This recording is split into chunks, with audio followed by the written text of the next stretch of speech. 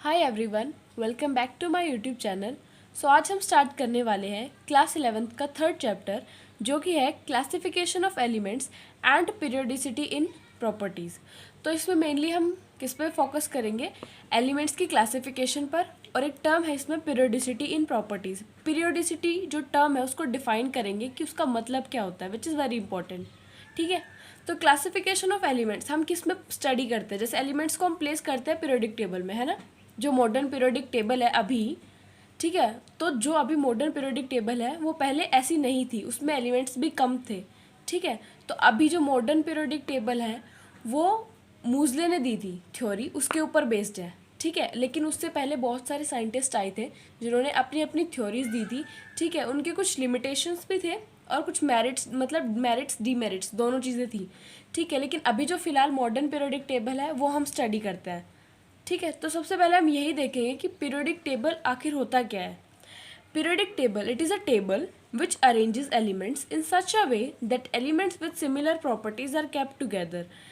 मतलब periodic table एक ऐसा टेबल है जो कि एलिमेंट्स को अरेंज करता है या क्लासीफाई करता है एक इस वे में कि जो एलिमेंट्स है ना, जो सिमिलर प्रॉपर्टी, जिन एलिमेंट्स की सिमिलर प्रॉपर्टीज़ है उनको एक साथ रखा जाता है, और जो डिसिमिलर प्रॉपर्टीज मतलब शो करते हैं एलिमेंट्स, उनको अलग अलग रखा जाता है। ठीक है, जिनकी प्रॉपर्टी सेम है, सिमिलर है, उनको एक साथ रखेंगे, और जिनकी अलग है उनको अलग रखेंगे। वो होती है पीरियोडिक टेबल। ठीक है, तो अब हम स्टडी करेंगे डॉबेरॉयनर ट्रायड। अब देखो, ट्रायड से आप समझ रहे हो, ट्रायड मतलब तीन होता है ना। तो ये क्या बोलता है? He arranged the elements in a group of 3 in such a way that atomic mass of middle element is obtained by sum of average atomic mass of side ones. इसका मतलब क्या है कि उसने एलिमेंट्स को पैक ऑफ 3 सेट किया, arrange किया, classify किया। ठीक है, इस वे में किया कि जो मिडिल वाला एलिमेंट होगा ना, उसका हम एटॉमिक मास निकाल पाएंगे जो साइड, जो टर्मिनल वाले होंगे, उनके एवरेज एटॉमिक मास के सम से। ठीक है, जैसे कि यहाँ पे 3 एलिमेंट है, एक्स, वाई और जेड। सो वाई का हम एटॉमिक मास कैसे कैलकुलेट करेंगे? Atomic mass of x plus Z divided by 2, मतलब उसका एवरेज एटॉमिक मास का सम कर देंगे, तो उससे हमें वाई का एटॉमिक मास मिल जाएगा, which is the middle element in the pack of 3 elements.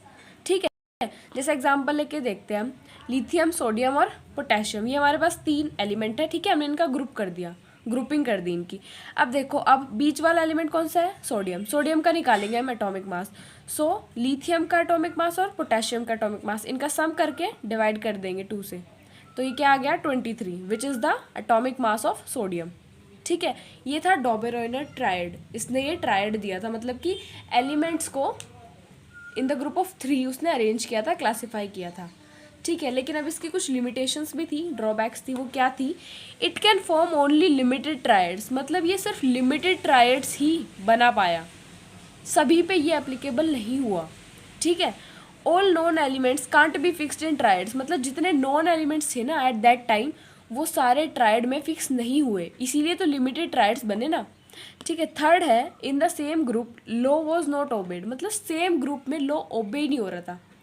जैसे फ्लोरीन, क्लोरीन, ब्रोमीन, आयोडीन, ये वाला ग्रुप है हमारे पास। ठीक है, जैसे fluorine, chlorine, bromine and iodine, तो जैसे ये 3 है, ट्रायड बन गया, ये 3 है।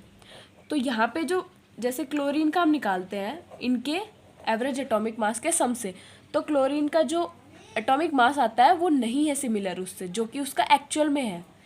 इसमें तो हो रहा है फॉलो, क्लोरीन, ब्रोमीन, आयोडीन, इस ट्रायड में तो हो रहा है फॉलो, बट इस वाले में नहीं हो रहा, तो सेम ग्रुप में ही लो भी नहीं हो रहा। तो ये भी एक लिमिटेशन है डॉबेरॉयनर ट्रायड की। ठीक है, तो उसके बाद एक और साइंटिस्ट आया जिसने थ्योरी दी अपनी, वो था Newland.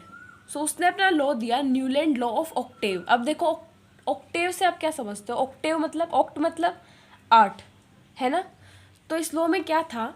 It states that if elements are arranged in increasing order of atomic mass, इसका मतलब क्या है कि एलिमेंट्स को हमने अरेंज किया इन इंक्रीजिंग ऑर्डर ऑफ एटॉमिक मास। जिस एलिमेंट का एटॉमिक मास कम था उसको पहले रखा गया, फिर उसके आगे जिसका ज़्यादा है, फिर उससे आगे, फिर उससे आगे जिसका सबसे ज़्यादा है, तो ये है increasing order of atomic mass. ठीक है, then every 8th element has properties similar to first element, तो जो हर 8वां एलिमेंट है उसकी जो प्रॉपर्टीज़ है वो सिमिलर होगी फर्स्ट एलिमेंट से। इसका ये मतलब है कि जब हम एलिमेंट्स को इंक्रीजिंग ऑर्डर ऑफ एटॉमिक मास में अरेंज कर रहे हैं, क्लासीफाई कर रहे हैं, तो हर एक 8th एलिमेंट उसकी प्रॉपर्टी सिमिलर होगी to the corresponding first element. ये बोला था न्यूलैंड लॉ ऑफ ऑक्टेव में। ठीक है, आई होप समझ में आया होगा आपको। उसके बाद ये इसकी लिमिटेशंस है, क्या है, not applicable after Ca। Calcium के बाद ये लॉ एप्लीकेबल नहीं हुआ। ठीक है। सेकेंड लिमिटेशन है, noble gases were not discovered at that time. उस समय नोबल गैसेज डिस्कवर्ड नहीं की गई थी और उनके लिए मतलब कोई स्पेस या गैप भी नहीं छोड़े गए थे। ठीक है। उसके बाद है applicable only for lighter elements. जो एलिमेंट्स लाइटर हैं वेट में, उनके लिए एप्लीकेबल है ये सिर्फ। ठीक है, तो ये थी इसकी लिमिटेशन। इसके बाद हम स्टडी करते हैं लोथर मेयर्स कर्व। इसमें हम ग्राफ प्लॉट करते हैं किस किस के बीच, atomic volume and atomic weight. तो इस ग्राफ में हमें कर्व कैसी देखने को मिलती है, कुछ इस टाइप से देखने को मिल रही है ना। तो अब देखो यहाँ पे पोजीशन मैं आपको बता देती हूँ कौन कौन सी पोजीशन है। हमारे पास जो ये पोजीशन है अपर वाली, इनको हम बोलते हैं पीक पोजीशन। ठीक है। और जो यहाँ पे है नीचे वाली, सबको पता है ये क्या होती है, हमारी बॉटम पोजीशन है ना। और जो ये वाली है ये होती है असेंडिंग पोजीशन, और जो ये वाली है वो होती है डिसेंडिंग पोजीशन। अब देखो इन पोजीशंस पर हमारे पास कौन कौन से एलिमेंट्स हमें मिलते हैं। जो पीक पोजीशन है, ये वाली जो हमारे पास पोजीशंस है, इन पे हमें मिलती है अल्कली मेटल्स, जैसे लिथियम हो गया, सोडियम, पोटेशियम, ये सब अल्कली मेटल्स हैं। ठीक है। उसके बाद है जो असेंडिंग पोजीशन है, उस पर हमें मिलते हैं हेलोजन्स, जैसे यहाँ मिल गया हमारे पास फ्लोरीन, क्लोरीन, ब्रोमीन, आयोडीन, ऐसे। ठीक है। उसके बाद है डिसेंडिंग पोजीशन, जिस पर हमें अल्कलाइन अर्थ मेटल्स मिलती है, जैसे बेरिलियम, मैग्नीशियम, ये सब। ठीक है। तो ये कर्व है जो कि आपको ध्यान में रखनी है, इम्पॉर्टेंट है। ठीक है। उसके बाद है मेटेलॉइड्स मिलते हैं बॉटम पे, जैसे सिलिकॉन है, जर्मेनियम है, ये सब। तो ये कर्व इंपॉर्टेंट है, आप याद रख सकते हो। ठीक है। Lothar Meyer's curve. अब देखते हैं हम नेक्स्ट टॉपिक हमारा क्या है। देखो हमने लेक्चर की स्टार्टिंग में ही जब मैंने आपको चैप्टर का नाम बताया था, तो एक टर्म आई थी पीरियोडिसिटी, जो मैंने बोला था इंपॉर्टेंट है ना। तो उसका मतलब देख लेते हैं कि क्या है। This term means that physical and chemical properties are repeated after a regular interval of atomic masses. इसका मतलब ये है कि जो फिजिकल और केमिकल प्रॉपर्टीज़ है एलिमेंट्स की, वो रिपीट होती है after a regular interval of atomic masses. यहाँ पे point to be noted, atomic masses लिखा हुआ है। ठीक है। अब हम मेंडलीव पीरियोडिक लॉ को स्टडी करेंगे। जो ये एटॉमिक मास वाली टर्म आती है ना यहाँ पे, ये इसी के अंदर हम पढ़ते हैं कि जो फिजिकल और केमिकल प्रॉपर्टीज़ होती है ना, वो पीरियोडिक फंक्शन होती है एटॉमिक मासेस का। लेकिन फर्दर आगे जाके जब हम मूसले के बारे में पढ़ेंगे, जो मॉडर्न पीरियोडिक टेबल का आइडिया जिन्होंने दिया था, थ्योरी दी थी, ठीक है, तो उन्होंने बोला था कि एटॉमिक नंबर के पीरियोडिक फंक्शन होते हैं फिजिकल और केमिकल प्रॉपर्टीज़। बट यहाँ पे एट दिस टाइम हम एटॉमिक मास के बारे में पढ़ेंगे।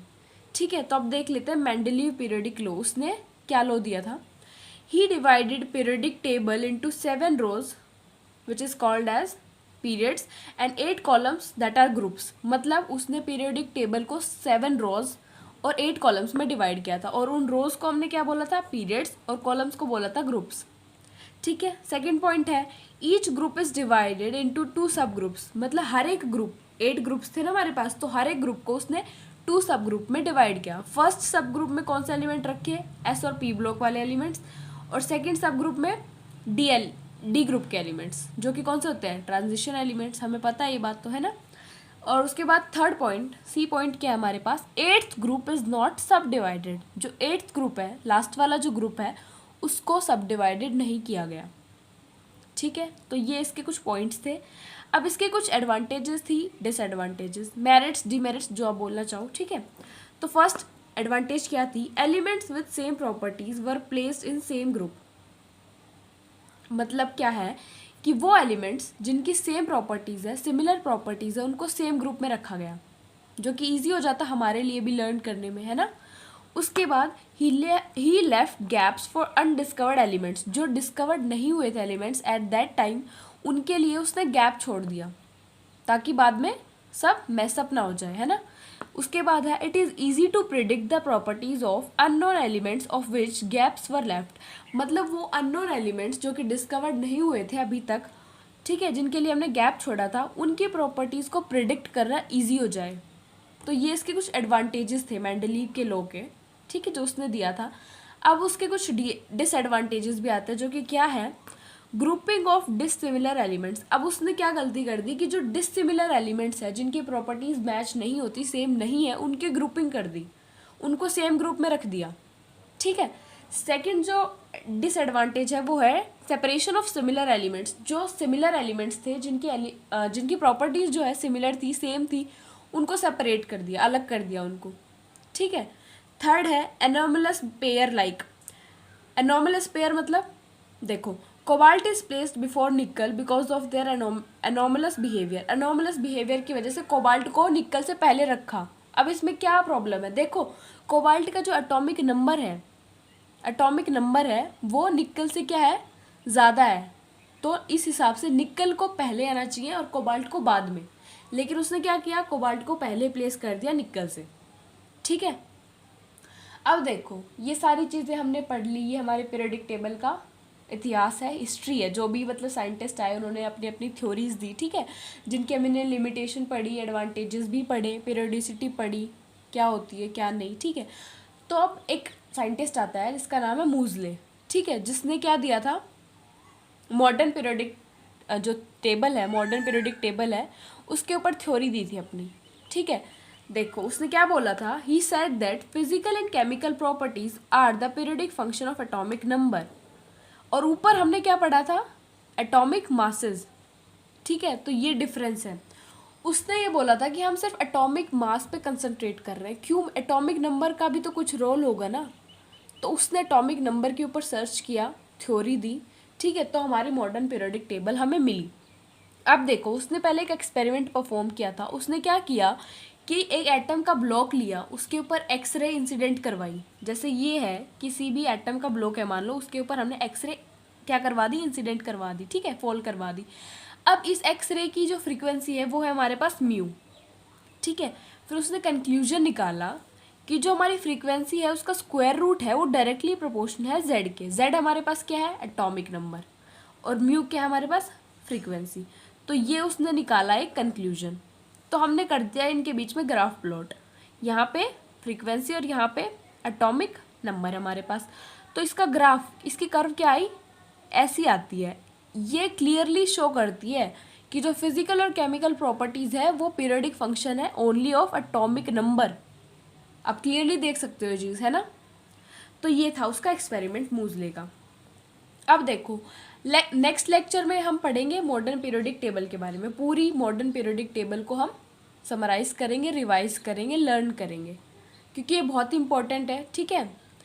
और आज के लिए इतना ही। आज के लेक्चर में हमने क्या क्या पढ़ा, जो मॉडर्न पीरियोडिक टेबल है, मतलब जो पीरियोडिक टेबल है उसका हमने इतिहास पढ़ा, हिस्ट्री पढ़ी कि कैसे किन किन साइंटिस्ट का योगदान रहा है, ठीक है, उन्होंने कैसी कैसी अपनी थ्योरीज दी है, उनकी मेरिट्स डीमेरिट्स क्या रही है, पीरियोडिसिटी, ये सारी चीज़ें हमने पढ़ ली है। अब हम नेक्स्ट लेक्चर में पीरियोडिक टेबल को, मॉडर्न पीरियोडिक टेबल को स्टडी करेंगे, ठीक है। आज का लेक्चर यहीं पे सम अप कर लेते हैं। Thank you so much.